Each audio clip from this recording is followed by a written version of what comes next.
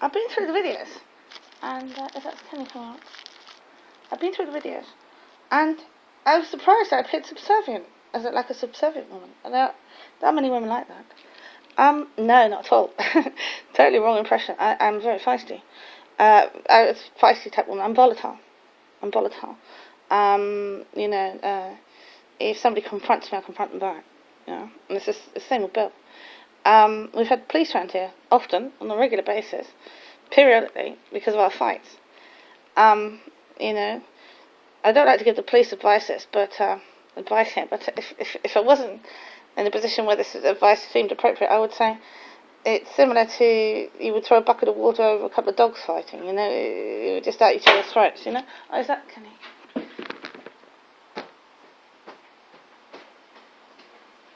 Hello? Alright. Oh, hang on, I need the keys.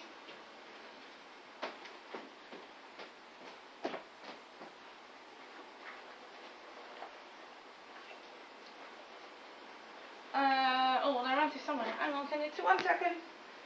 Where did I put my keys? 2 seconds. Keys around here somewhere. There's some food, Kenny. I've made some soup, yeah? It's quite light. I know you don't put on weight. Hang on 2 seconds. Hang on, under my cigarette packet.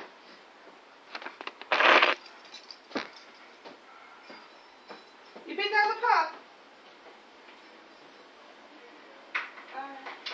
You're not too pissed, are you? Just a bit. You're merry, are you? You're merry rather than sloshed. Yeah. No, actually, Kenny, I'd say you're sloshed.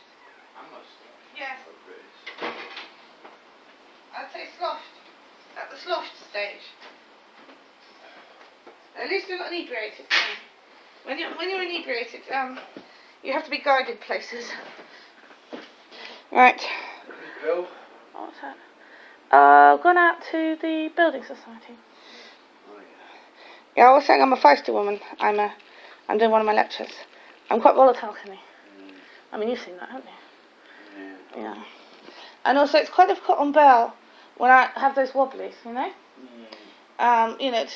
understand, I've had Bill in tears. Sometimes when my wobblies got really bad. Back in the past, before things got a lot better, I've seen Bill in tears over my wobblies. He's so upset and hurt. And the problem is the police, it's quite a delicate matter. The first couple of times it happened, they took Bill to the police cells, assuming that if there's violence, it's the man, the perpetrator. Well, of course you're into domestic violence here. It's actually a very delicate and complicated thing. And they have the right approach. The woman can go to a woman's refuge at any time, as soon as they can provide it. Well, that's obviously to keep women safe, and that's what happens in Britain. You call a particular number, you can go to a woman's refuge, and they will provide one absolutely as soon as possible, but you do have to make your own way there. Really, it's been thought through. Okay, Becca. What happened? Has Bill flogged you? You've totally run out. You owe me £1 now. If I give you another £1 worth, you owe me 2, right? No, I've been told, yes, Alright, if I give you £1 worth, I haven't got much stuff myself. Here you go. £1 worth, okay? Okay, yeah. Alright.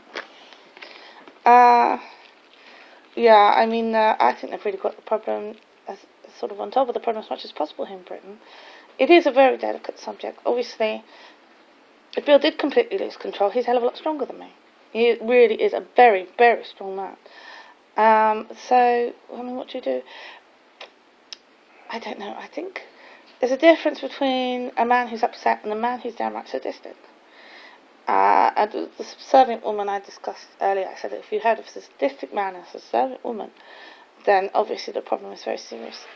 But no, Bill's not sadistic, not at all. If he were to, what's that?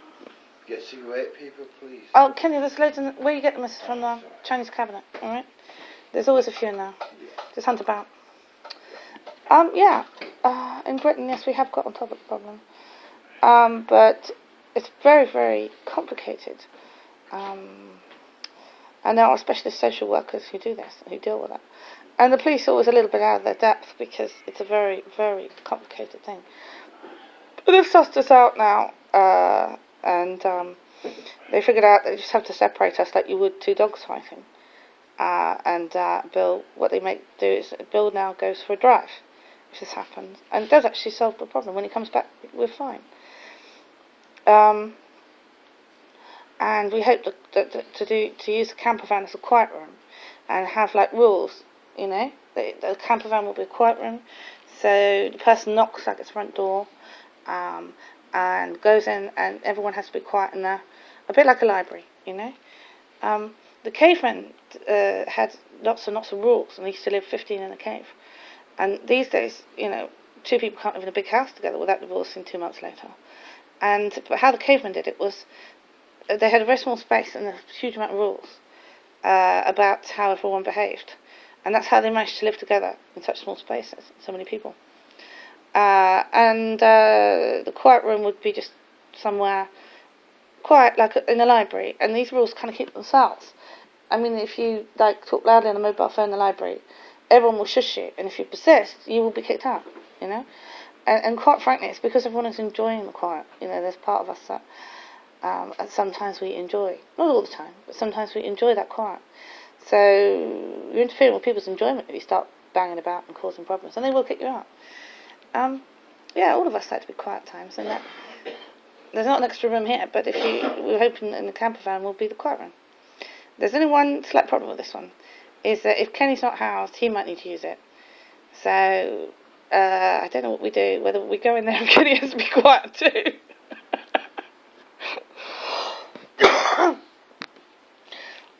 And if Kenny is living in the camper van, you have to keep it quiet.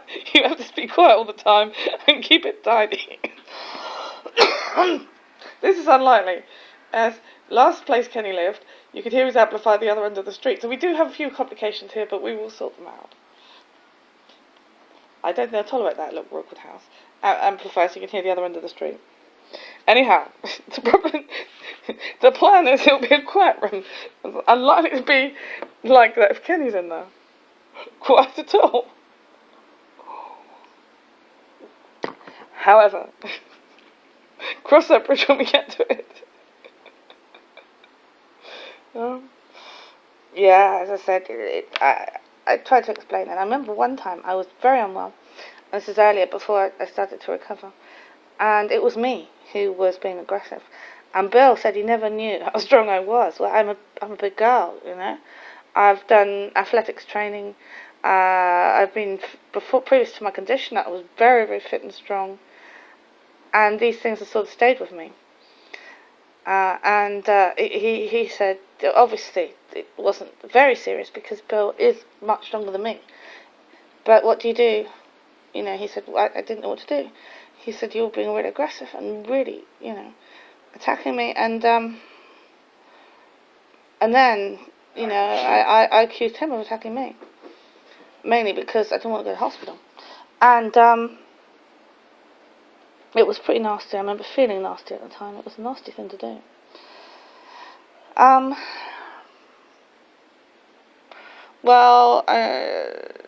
Bill didn't risk anything. No, because Bill's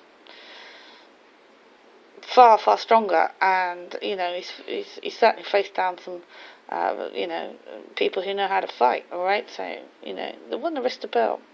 But Bill told me afterwards. He said, "How did I deal with you? How did I restrain you? You put me in a difficult position." And he was very upset when he was accused. And obviously, the female is always in a strong position here to accuse the man. She can easily start looking all vulnerable and upset and accuse the male. It's easily done. I've known another situation where this occurred a lot. I think in my case, when the police lady came back and questioned me, I was honest.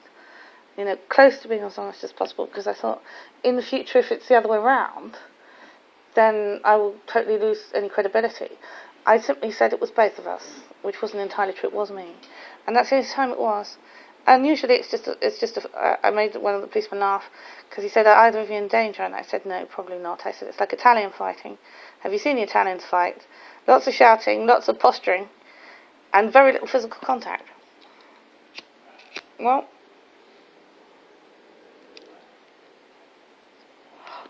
I remember Amber, Bill. Oh, what's that?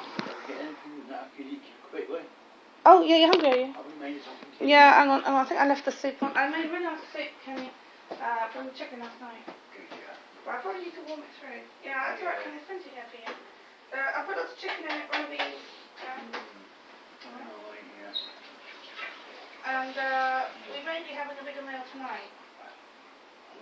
We may be having a bigger meal tonight, Kenny. Okay. Yeah. I'll turn it fairly high. Oh, this one was soup. You best not boil it too much. Alright.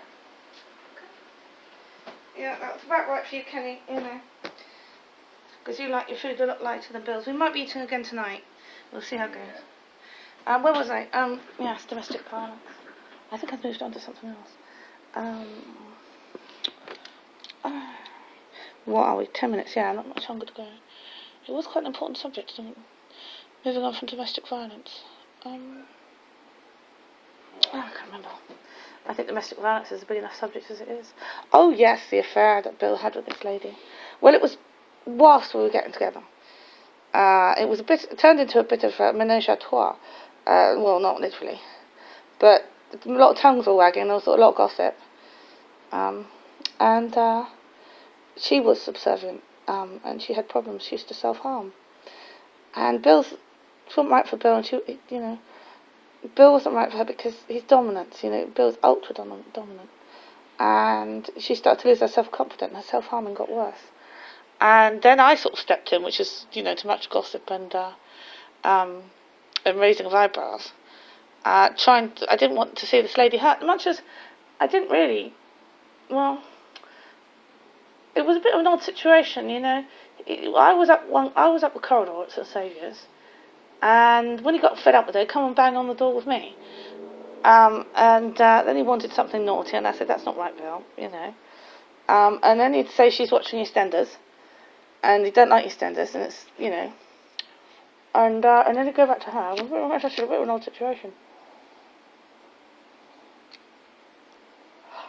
Well, actually, she was quite a nice lady, and I suppose at the time, my mum was saying, come on, this guy's real, he's got a really bad reputation, and, she weren't sure, right, I'd had some quite polite, very middle-class boyfriends, and I'm not saying my mum's polite middle-class, she's very open-minded, but this was stretching it. This was stretching my parents' open-mindedness, which is very good.